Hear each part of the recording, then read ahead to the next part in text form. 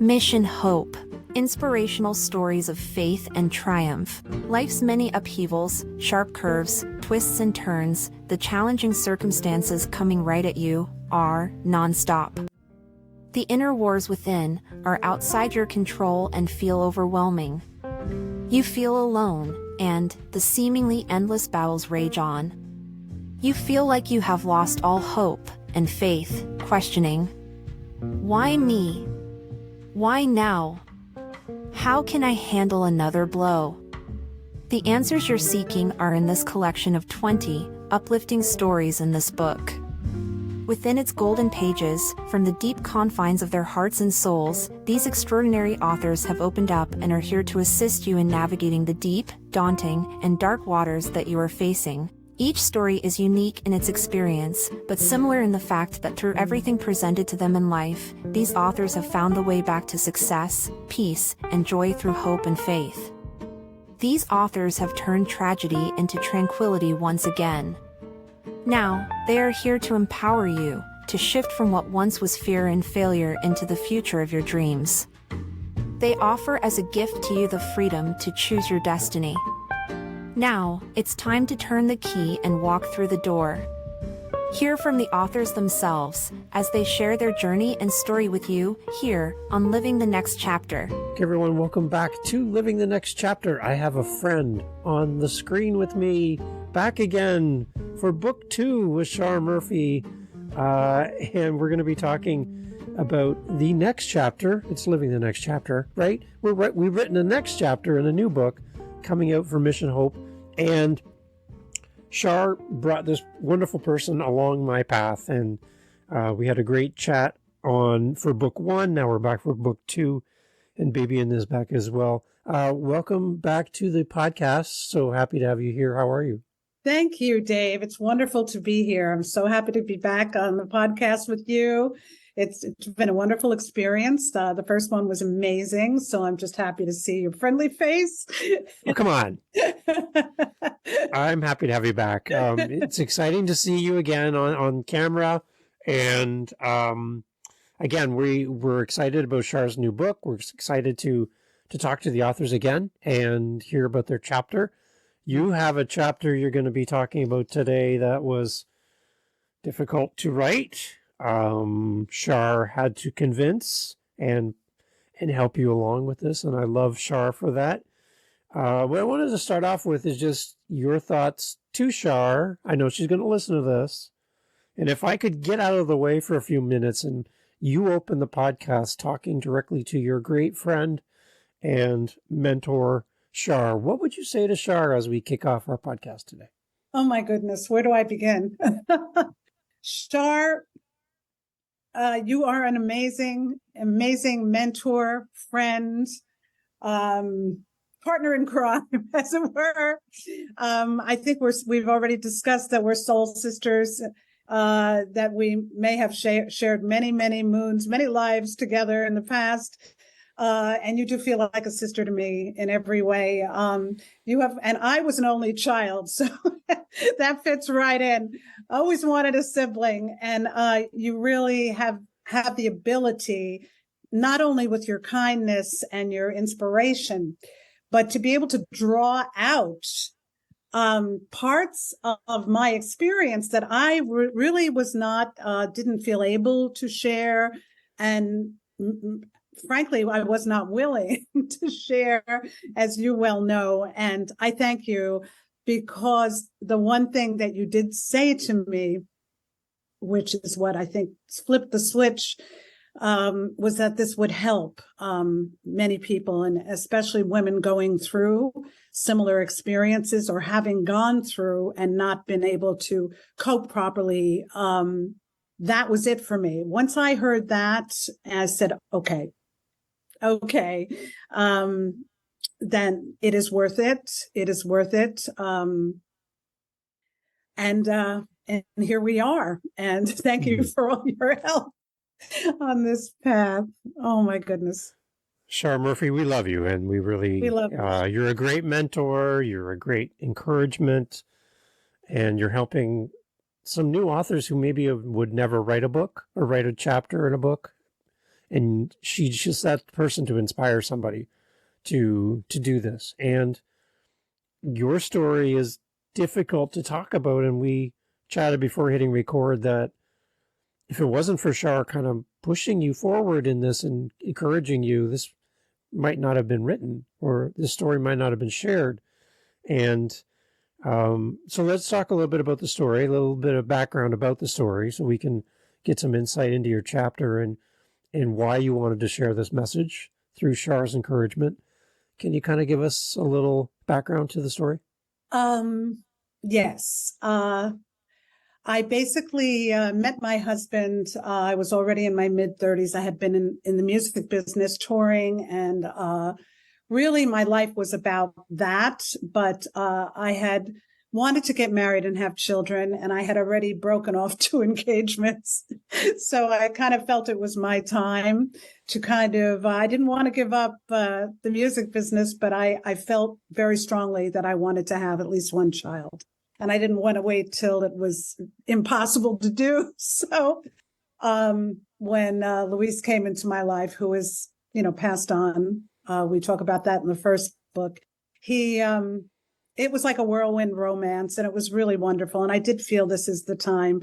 And he already had children and was married before, but he was certainly ready for another one. And we were very excited about it. So long story short, I got pregnant on my honeymoon right away, and we were very, very excited, and we both wanted a child very much. So it was pretty shocking. We were on a little trip to Cape Cod. I think this is around 1994, same year we got married, that summer. And I was about 4 months pregnant, and I still felt pretty good. I was tired, a little bit more tired than I had expected. But we knew I wasn't feeling great. Okay. And so everything went along. We went back home, and I had just started a new job because I was trying to find another career because I couldn't, tour, or I had been doing voice lessons, but I wanted to do something else as well. So I went back to the restaurant business, and they offered me a job as a manager. And I went in to see the doctor, and basically they said, well, this is a high risk pregnancy, and you're going to have to go on bed rest for 22 weeks. And I didn't feel like that. I mean, I was still in my 30s. I didn't, I felt great, but something was not quite right. Well, long story short, when we got to the 25th week, I think it was 25.6, however they put it, I was out having coffee with a friend at a cafe, and literally my water broke. And intellectually, I knew that was not a good thing, but I had also heard about different things like amniocentesis, not amniocentesis, amniotic infection. I had read up, and I love to read up on things and do research, and I knew that things could happen, but you'd still be okay if you went to the hospital, and they could do whatever they could do. I had heard all kinds of stories. So I wasn't freaked out at first. I was a little bit nervous. I called the doctor's office, and they said, just go right to the emergency room. And I did, and they met me there. I was examined, and they didn't give me the bad news at first. They did not.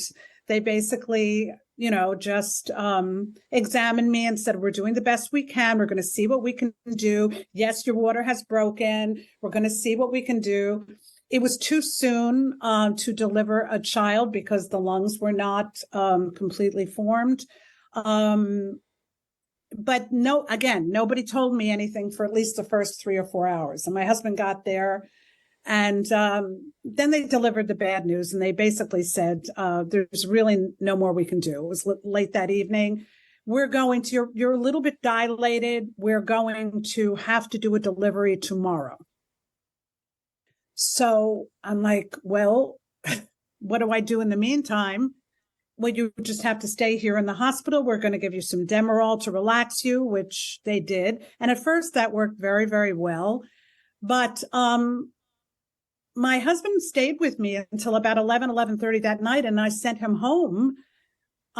we were shocked. We were in shock. We were in shock, and they basically said, we're going to have to deliver, and you're going to have to, plan a funeral, or, we didn't know what to make of anything. I was crying for a while, but I was basically just in shock. He was in shock.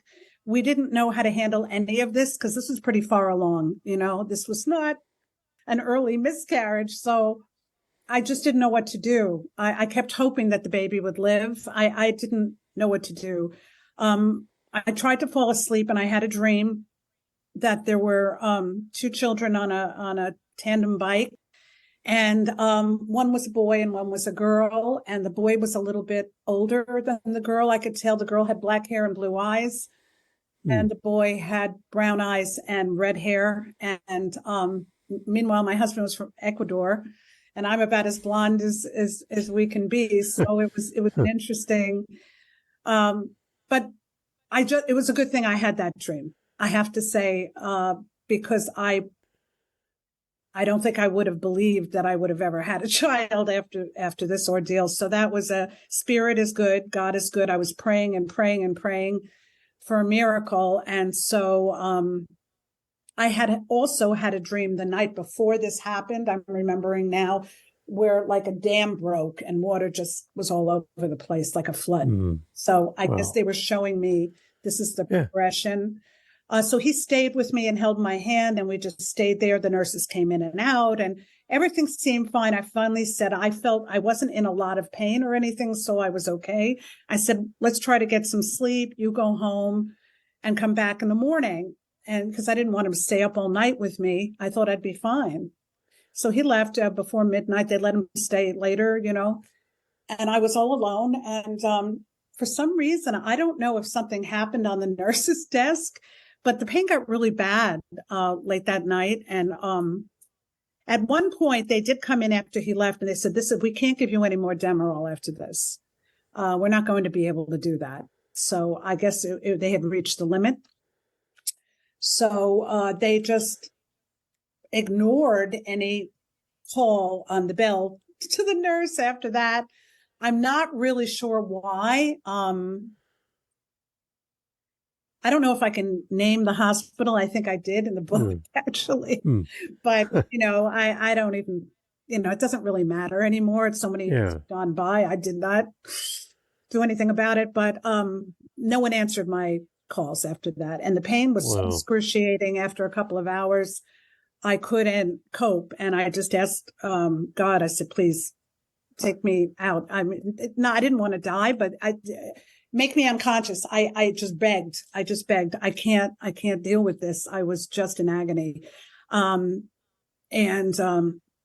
that's what happened. So I don't remember anything after that until my husband came in the room and found me on the bed. The baby had obviously come out on its own while I was unconscious, which is even worse in the night, and we were still attached. And there was, I guess, according to him, blood all over the place. And this is what he saw. And he went off the deep end after that, basically, not for the rest of his life, which, he did pass away quite young. But I'm sure this contributed to his mental health problems, because it was only after that incident that he was diagnosed bipolar, and he never had that before. And he went off and had a lot of mental health issues after that, as well as addictions and that kind of thing. But when I put two and two back together, going back, this was kind of the beginning of a downward slide, and we had just gotten married that year. Wow. It was just awful. So, they came in and cleaned me up and woke me up and checked me out. And after that, they asked us if we wanted a minister or a priest, and we said yes. They gave us a chance they cleaned the baby up. They gave us a chance. The baby was alive, by the way. The baby was delivered alive, which made it even more difficult, because it was like, well, then why can't you it was a boy. Why can't you keep this baby alive? So, which made no sense to me, really, in the big scheme of life. But I understood technically that their lungs weren't completely developed. They said he'll be alive for about a half hour. So we both got to spend time with the baby. We had a counselor came in, and then the priest came in, and then we had to say goodbye. And they did we did a small ceremony in the chapel. And after that, it was just I don't know what to say. I don't remember a lot. I just remember that I spent weeks just in my apartment, kind of rocking back and forth in a fetal position, and my husband just was with me as much as he could be, but he also had to work at that time. I did not go back to work for a while after that. Yeah. I did, but not immediately. I had to take some time off, but it's a bit of a blur after that. Yeah. I have to say. So Babien, like, for someone listening to you right now, and it's like you're replaying their life. They're hearing your words, but it's their story too. And they're like, I can't believe I'm hearing this on a podcast. Like, that's what happened to our family. What would you say to that husband and wife listening who has this kind of bad news in their life? They feel totally alone, scared. They don't know what to do. From your experience, what would you say to a family that's dealing with this right now? Well, especially if it's your first, any child, but if it's your first, it's even more devastating, because what I believed was that I would never be able to have a healthy child. That was my first thought. That's not obviously true, but that's how you feel. Losing your faith in, always been have strong faith in God. And this book was called, really, it's about faith and stories of faith. Mm-hmm. Boy, did this test my faith. Boy, did this test my faith, because I'm like, I was abandoned. Not only was I abandoned, I felt from spirit, but there was nobody came to help me when I felt like I was dying in a hospital. Mm-hmm. So what this did was it destroyed my trust in people, institutions, never 100% in God, because God was what took me out of the pain. I did pray, and Spirit did show me. So no, I never lost my faith in God. I didn't. But boy, was I tested to the point of, never, they talk about abandonment issues, which I had anyway as a child. This mm-hmm. kind of reinforced, and it's funny because my husband also had those same issues, reinforced that. So not only is it reinforcing it to you personally, but the abandonment reinforces in your marriage.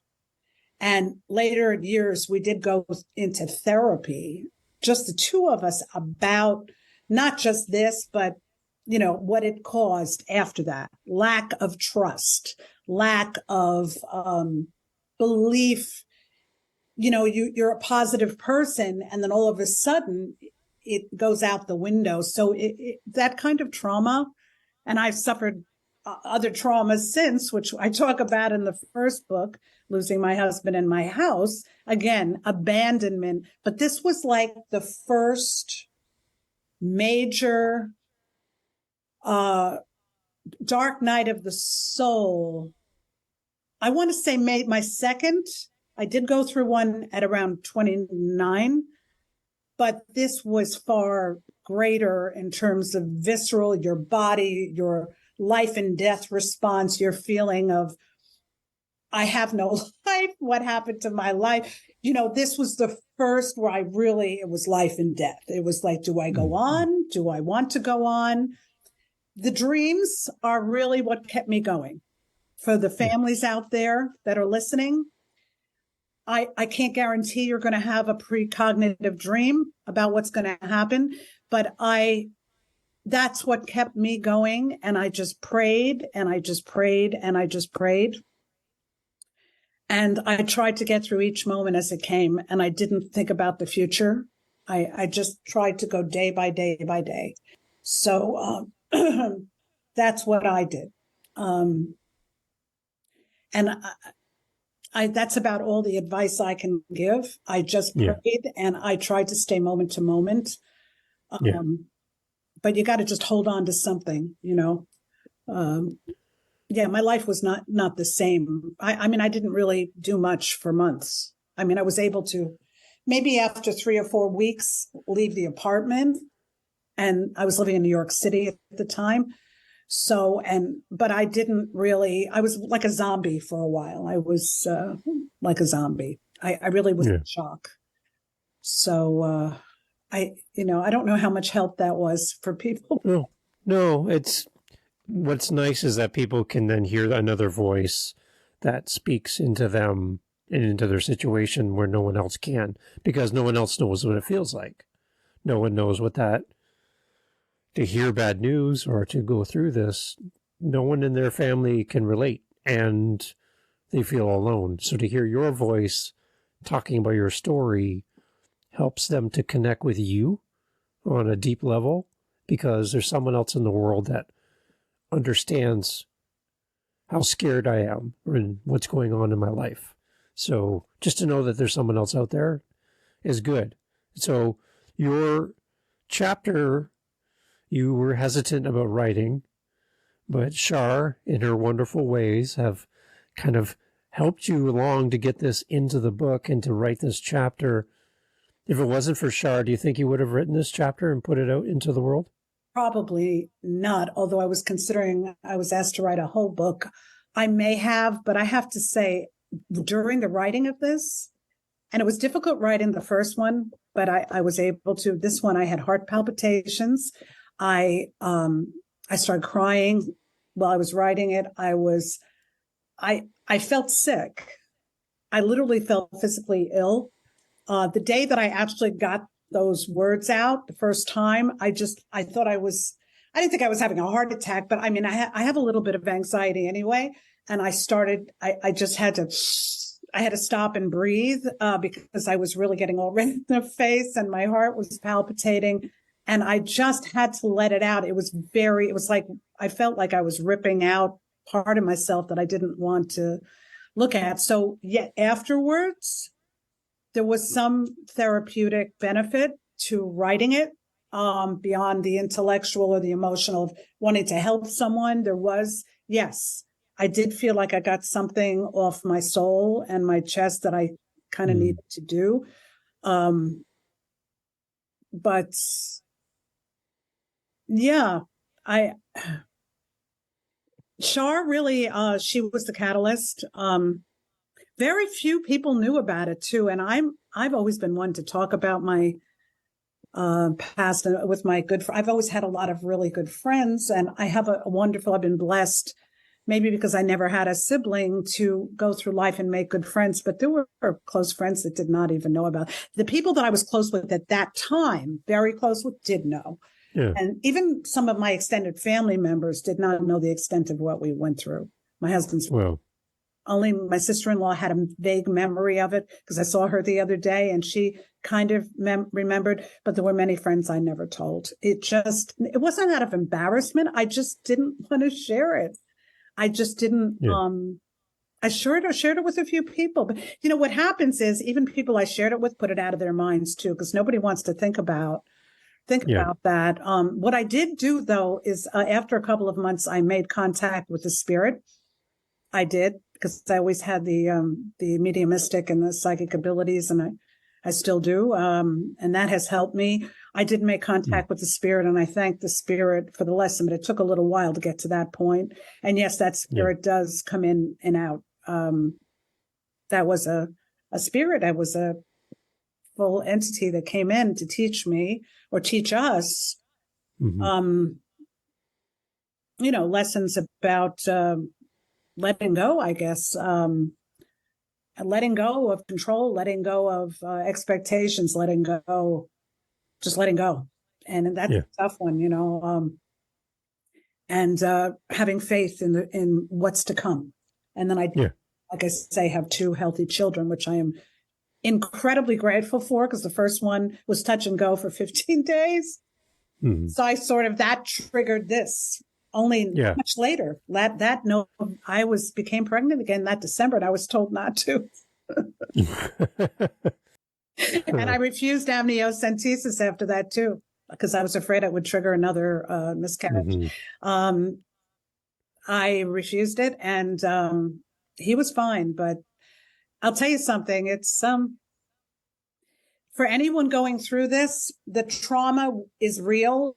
And yes, anything that even takes a little bit of a comparison, like 1% comparison that happens in your life afterwards, may trigger the sense memories, the physical memories, and affect you in some way. I did go into therapy. I went in with my husband on this one because we shared this.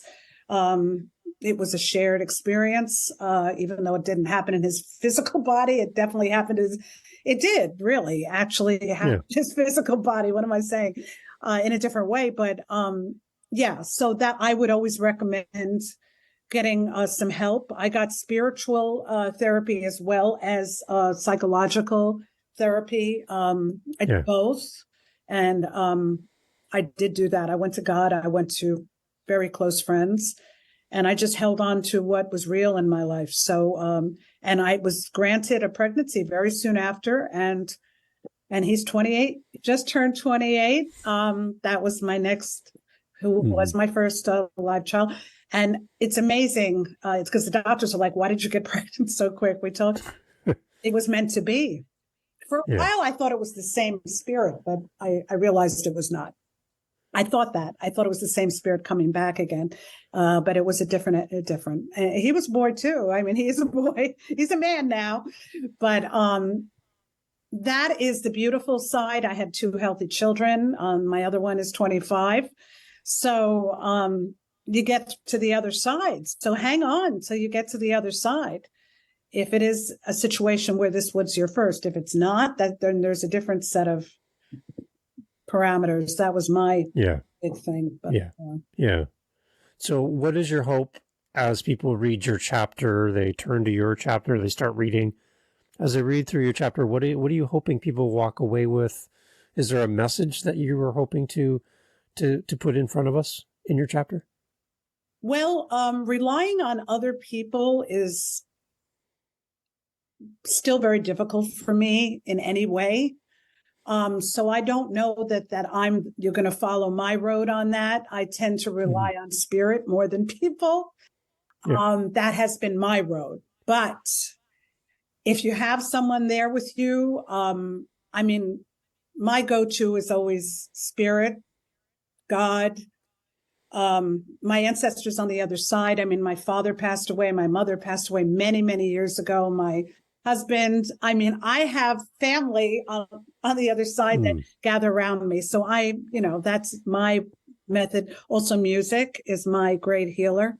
Meditation is what really helped me get through. I meditate every day, several times a day. It helps with the anxiety. Good friends that you can, trust as much as your trust allows. Those are the things that have helped me, because other traumas have happened since this trauma, and you have to be resilient. And the bottom line is, to put it bluntly, we come in alone, but we're not alone. We come in alone, we go out alone, but we're not alone. We are surrounded by spirit. We are surrounded by the God force. We are surrounded by family members on both sides and angels. And that gives me peace of mind and heart. And there's nothing that will equal peace. Nothing really. I mean, that is the thing that matters most to me in my life right now is peace and love. Everything else, you can't take it with you. So, but I mean, my heart goes out to anyone that is experiencing this right now. And believe me, just know that you will be cared for in the big sense. You ask for that proof, maybe, ask for the proof. Maybe you'll feel loved ones close to you. Maybe you'll see an angel or feel I felt all of that. I've seen all of that. I felt even Jesus come near. I felt Mother Mary. I mean, that's just me. This is not about anything religious. I was brought up a certain way. So, but outside of anything religious, I mean, just the feeling of hope, the feeling of faith, the feeling of love. And we talk about that in the Mission Hope series. I mean, hope is the last thing to go. This was about a faith journey for me, because I had to keep my faith in order to get through this and live any type of healthy, fulfilling life. And this happened quite a few years ago. This was 1994. We're now in 2023. Yeah. So, and here I am, so yes, you can get through this. You can get through this. And you may have to get through other things. So let this make you stronger and more resilient, and know that you are loved and protected at all times. I love it. I love it. One more question for you near the end here, but before I do that, people that are listening and they want to reach out to you and they want to connect with you, how do we do that? Where are you online? Where do we find you? I am on Instagram. I'm Babien Star. I do spiritual counseling as well as authorship, and I'm a musician, songwriter, singer-songwriter. I'm also on YouTube as Babien Star. I'm Babien Avila on Facebook, and my email is babienstar@gmail.com.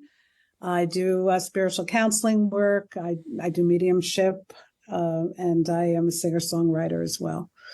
So, too much talent for one person, by the way. I'm just going to say that out loud. You too, Dave, right? So, yeah, well, I'm trying, but I feel very small in your presence because you are a lot. And I love chatting with you. My podcast is called Living the Next Chapter.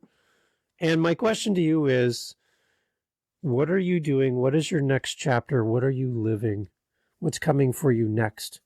Tell us your next chapter. Well, I am working with a dear friend on a music project that is going to be coming out hopefully next year.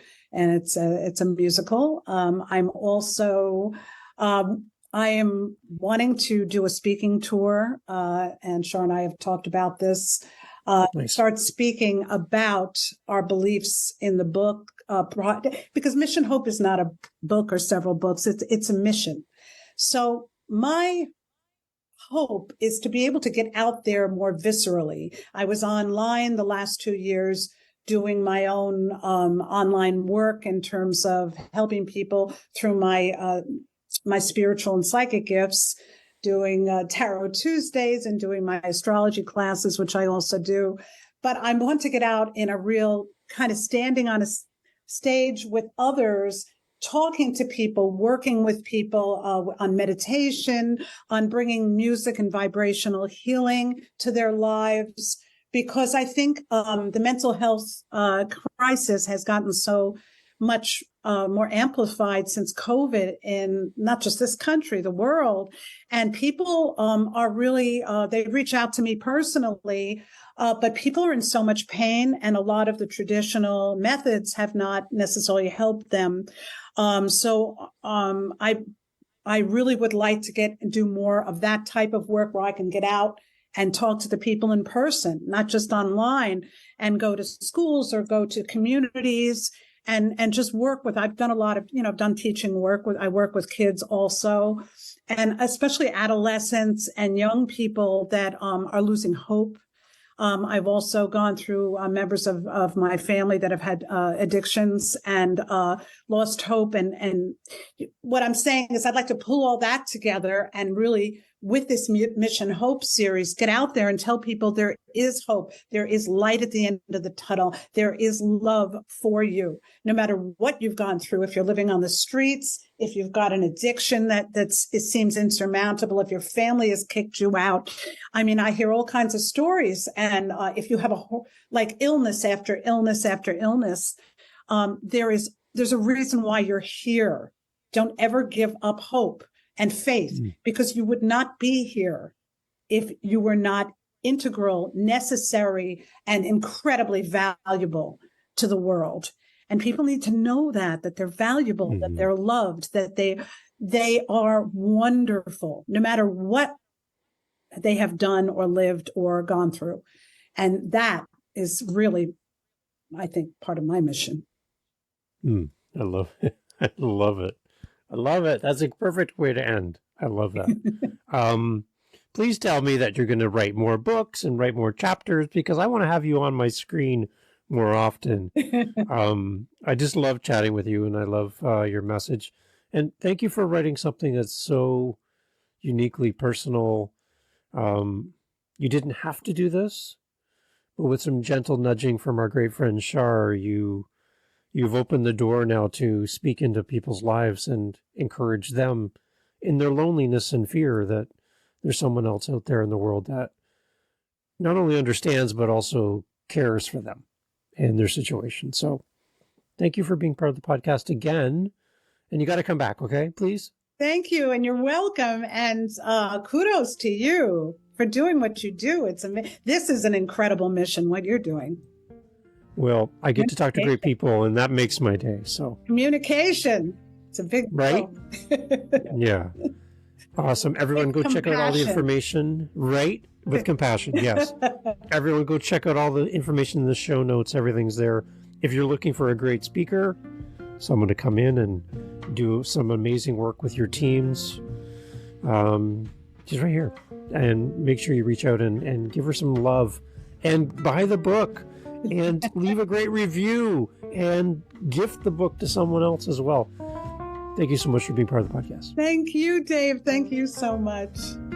Hey, just jumping on here at the end. Thank you so much for checking out this episode, Living the Next Chapter, talking about Mission Hope Volume 2. You definitely want to pick up a copy of this book. Head over to ourmissionhope.com, missionhope.com. All the information in the show notes. Get a copy of this book. Get one for yourself. Get one for your best friend. And let's encourage these authors as they write and share their stories with us. If you want to connect with me, my name is Dave. livingthenextchapter.com. livingthenextchapter.com. I would love to have you reach out through the website. Let me know what you think of this episode, what you think of the podcast. And let's encourage our fellow authors, and let's do something great. Thank you for being here on the podcast. Again, it's the second book from our great friend Shar Murphy, Mission Hope, Inspirational Stories of Faith and Triumph at ourmissionhope.com. Thanks for being here. Catch you on the next one.